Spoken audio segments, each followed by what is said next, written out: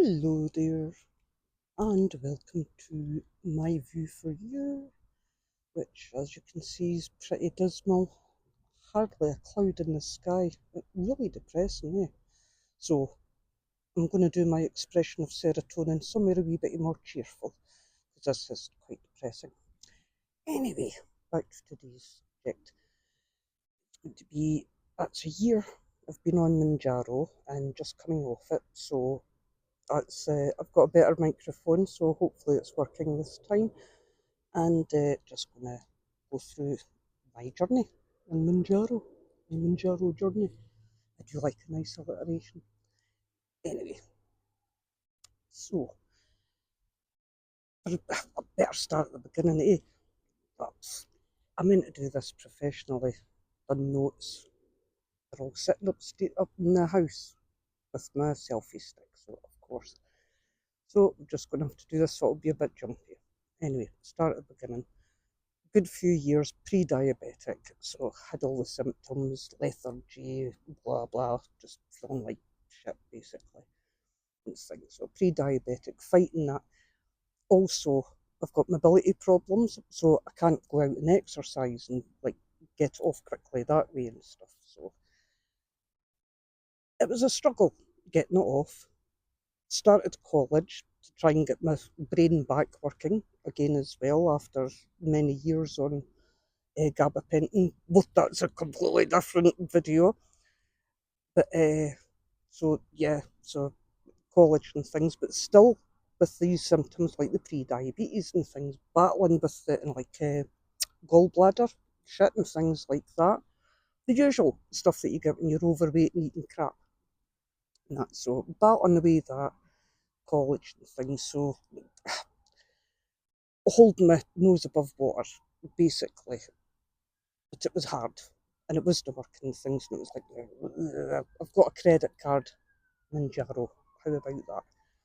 So I thought, nah, I'll go for it. Coincidentally enough, got blood tests done at the doctor. And he comes and he's like, oh, you're diabetic. And I'm like, what had happened was it was like final year at college and things, and ended up pneumonia, pulmonary embolism, and uh, quite a shock uh, bereavement in the family sort of stuff. So a triple whammy basically.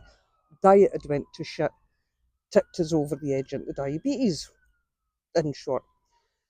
So done that and it was like, oh, I've got diabetes. It was like, oh, well, this might not have to pay for the Mounjaro, well, whatever Jag it was, a new GLP, whatever one or whatever it is. And things. I was like, you might not have to pay for it. Providence is on my side. And things. So it's like you hate got the diabetic nurse. So I mean, like bearing in mind I was going to be doing this Jag anyway for the weight loss. I totally admit that because it was like 18 and a half stone. I was too big. It was like it was a nightmare and all the rest of it. So yeah, I was going to be doing it for the weight loss and things. But as I say, tipped it over, and in Scotland you've got to be diabetic to get it prescribed and things. So I was like, well, maybe you never know. Goes to the diabetic nurse. She looks me up and down and goes, oh no, I don't think you're diabetic. And I'm like, oh, well done, that's some vision, that sort of thing, you know what I mean?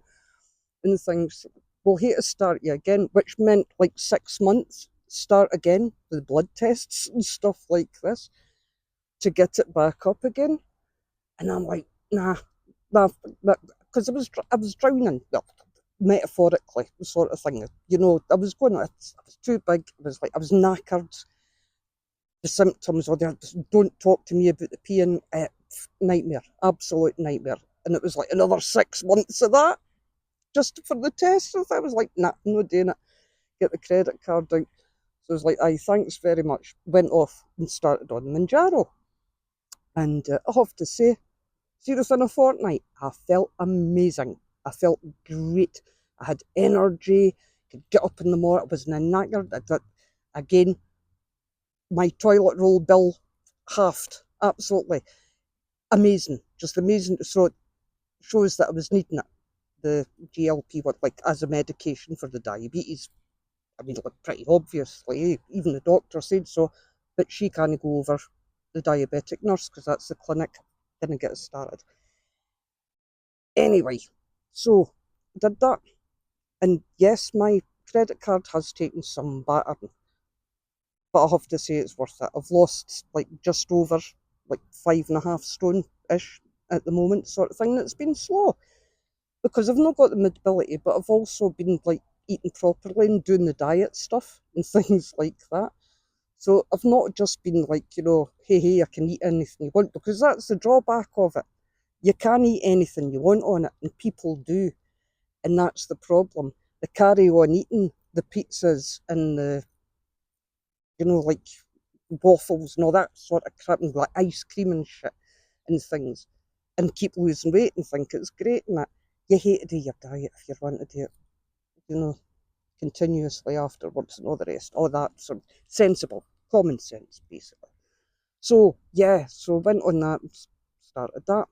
Now, fine, 2.5, brilliant. 5, brilliant, no problem. 7.5, no problem at all. Started on the 10. And this is where people this is where they start fucking up on it, I reckon, and stuff like that. As soon as I started on the 10, it was like, oh, I'm in a wee bit of bubble issues here. You know what I mean? It was getting a wee bit looser and things, and it was like, nah, no enjoying this. So I'm going back down to 7.5 after, I'd finished the 10 because it's bloody expensive.